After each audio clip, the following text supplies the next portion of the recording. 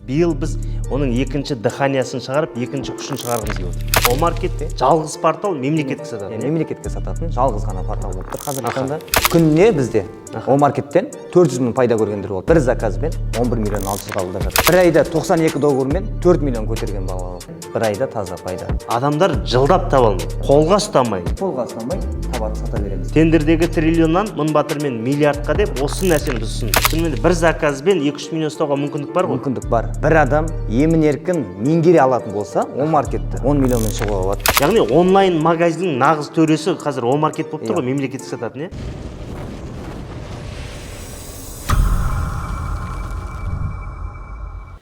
Ассалаумағалейкум, қазақ елі, қалайсыздар? Бүгін біз керемет тақырыптарымыздың бірін қайтадан қозғағымыз келіп отыр. Биыл біз оның екінші дыханиясын шығарып, екінші күшін шығарғымыз келіп отыр. Бұл Омаркет жайында ақпарат. Бүгін бізде қонақта Алмас Ақылбекұлы. Алмас, қош келдің. Қош келдік. Омаркет жайында біз көптеген нәрсені айтқан болатынбыз. Омаркет арқылы ең алғаш үй ал деп айғайлап шыққанда біраз адамдар қарсы болған. Расымен де бұл Омаркет қандай үй? Ол кезде Омаркетте тиын шығатын 20-30 мың, максимум 50 мың. Сол кезде кей адамдар қумаш деген болады. Бірақ соңында шынымен де Омаркеттің қызығын біздің адамдар көрді. Алмас бізде ең алғаш тендерға келгенде осы өзінің бизнесін тендер арқылы құтқарып қап, одан кейін Омаркет шыққан кезде тез Омаркетке лес алып, Омаркеттің мүмкіндігін көре алған балалардың бірі. Алмас, қош келдің. Енді Омаркет жайында тереңірек осы жол таныстырып берсек. Былтыр Омаркетте 100 МРП болатын. Биыл Омаркетте қандай жаңалық? Не өзгерді? Омаркет деген жалпы не? Жаңадан көріп жатқандарға Омаркет деген не түсіндіріп өтсең? Қарапайым өзіміз қолданып жүрген, мысалы қарапайым халық қолданып жүрген OLX немесе сату. Сол сияқты платформа. Бұл жерде тек Омаркетте мемлекеттік мекемелер сатып алады товарын. Яғни сату OLX халыққа сататын болса, Омаркет жалғыз портал мемлекетке сататын. Мемлекетке сататын жалғыз ғана портал болып тұр қазіргі таңда. Бұл бұрын соңды енді Омаркетте госзакуп қана болатын. Қазір енді біраз порталдар кіреді деді. Сол кірді ма? Қандай порталдар кірді? Енді қазіргі таңда үлкен алпауыт компаниялар кіріп жатыр. Атап айтатын болсақ, ең бірінші Самұрық Қазына кіріп жатыр қазір. Ұлттық компания. Және де Евразийский банк кіріп жатыр. Одан кейін Назарбаев зияткерлік мектептер кіріп жатыр. Және де Бәйтерек холдинг кіріп жатыр қазіргі таңда. Яғни бұл үлкен алпауыт мекемелердің барлығы енді Омаркет арқылы сатып алатын болады ғой? Иә, міндетті түрі барлығы. 4000 МРП-ның жағдайы не отыр? Ашылды ма? Қазіргі таңда уже ашылды. Жұмыс жасап жатыр қазір. Уже 11 миллион 600-ге дейін товарды қабылдап жатыр. Бір заказбен 11 миллион 600 қабылдап жатыр. Қараңыз, бұрын соңды 100 МРП болатын. Яғни 300 мыңға дейін заказ ала алатын. Бір товарын 300 мыңға дейін мемлекет ала алатын. Қазір ойлаңыз, 4000 МРП ашылып отыр. Бүкіл мүмкіндік, бүкіл ценовой Омаркетке кіріп отыр ғой? Міндетті түрі кіріп жатыр. Омаркетте былтыр ең соңында гарачи деген бір нағыз мүмкіндік шыққан еді. Сол кезде қаншама адам қызығын көрді. Күніне бізде Омаркеттен 400 мың пайда көргендер болды. Бір заказдан 120 мың, бір заказдан 80 мың көрсек, бір заказдан даже... Сол гарачидің қызығы кезінде рекорд жарғандардың саны қанша? Бізде енді атап айтатын болсақ көп. Жоқ, енді серьезный рекордтар деп айтайық. Бір айда 92 договормен 4 миллион көтерген бала. Бір айда? Бір айда 92 договормен 4 миллион көтерді. Күніне қанша договор сонда? Күніне жоқ дегенде ол кісі 15 договормен жапты. 15-16 керемет. Шынымен де бұған мықты бір скорость керек қой, бұған 92 договор. Бір айда 92. 4 миллион ақша. 4 миллион таза. Бір айда? Бір айда таза пайда. Адамдар жылдап таба алмайды. Иә. Ал қазір уже бір заказбен бізде уже жоқ дегенде 700 мың көріп атсақ, біреу 300 мың көріп атыр бір заказбен. Қазір енді 12 миллиондай ашылған кезде, шынымен де бір заказбен 2-3 миллион ұстауға мүмкіндік бар ғой? Мүмкіндік бар. Әсіресе мына порталдардың бәрі. Енді Омаркетке кіргеннен кейін, мысалы, Омаркетке кірмес бұрын не керек, соны түсіндіріп? Кей адамдар тағы да байланыстыра мүмкін. Омаркет деген мемлекетке сататын жалғыз портал дедік. Енді кірмес бұрын немен дайын болу керек? Бізге енді бірінші өзімізге ЭЦП ключ керек, ИП немесе ТО керек. Және де өзіміздің госзакуп порталына тіркелген болса болды, ары қарай қадам уже Омаркетке көшсек болады. Омаркет дайын портал, соған тіркеле салады. Поставщик ретінде тіркеледі. Тіркелеміз поставщик ретінде. Ол жерде товарларға кіру үшін өзімізде товар болу керек па? Ешқандай да бұл жерде товардың қажеті жоқ. Ешқандай да біреулер ойлайды мысалға. Сіз ойлауыңыз мүмкін. менің магазинім болуымыз керек, немесе склад болу керек.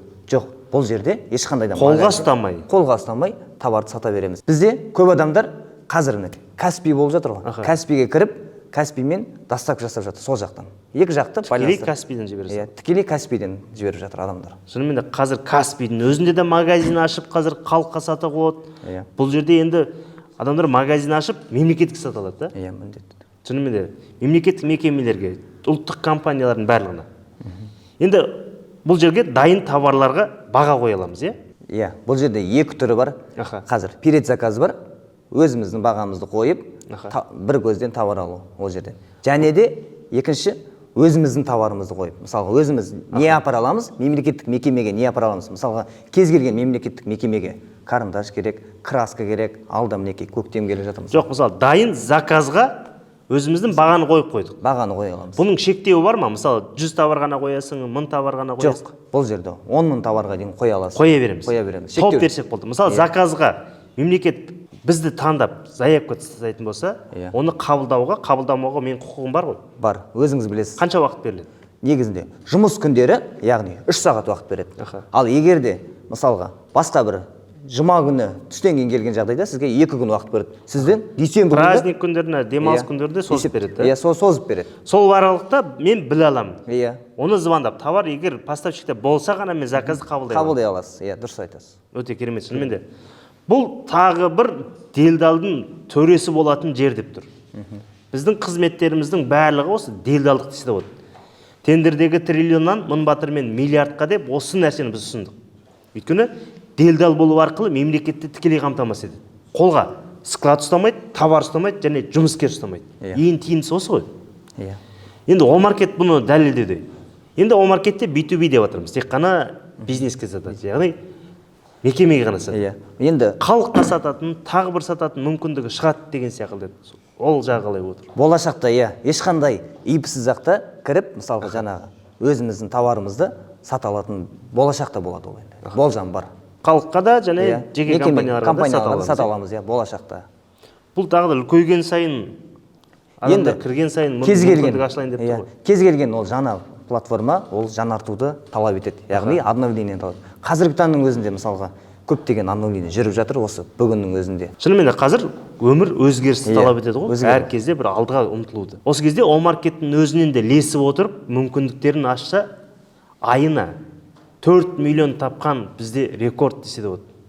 Енді ойлаңыз, осы жылы рекорд қанша деп болжап отырсың, примерно? Енді бір адам емін-еркін меңгере алатын болса, Омаркетті жоқ дегенде 10 миллионмен шығуға болады. Айына шығу басуға болады. Керемет. Шынымен де енді жалғыз госсақып қана кіріп тұрғанда 100 РП ғана, 100 ақ МРП болып тұрғанда адамдар 4 миллион тапты.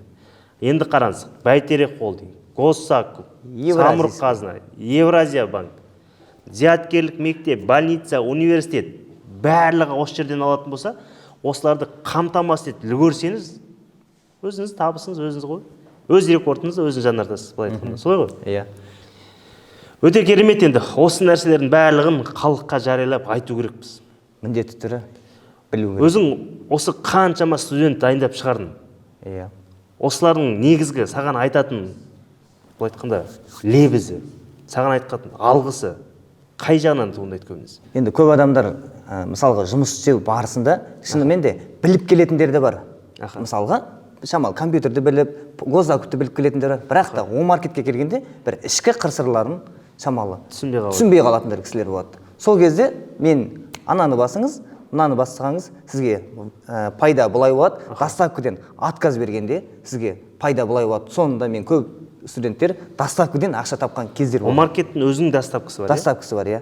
Даже сізге мысалға доставка 100 мың деп келуі мүмкін. Егерде сіз мысалы Астана қаласында отырып, анау Ақтауға товар жіберетін болсаңыз, доставка 100 мың деп келуі мүмкін. Ақтаудың бір районына. Ал оны мен мысалға доставканы 100 мыңда отказ беріп, тек қана отказ берсем, әрине менен 10% ұстайды. Ол енді 100 мыңнан 10 мың теңге просто ұстап қалады. Себебі мен отказ берген үшін. Бірақ та мен сол товарды Ақтаудың өзінен тауып байланыстыра салсам, таза пайда жаңағы 100 мың суммаға қосылады. 90 мың теңге бізге пайда болып қалтамызға қалады. Доставканың өзінен, иә. Ал оның сыртында сіз товардың өзінен де жоқ дегенде 40-50% бере аласыз. Былай түсіндім мұнда.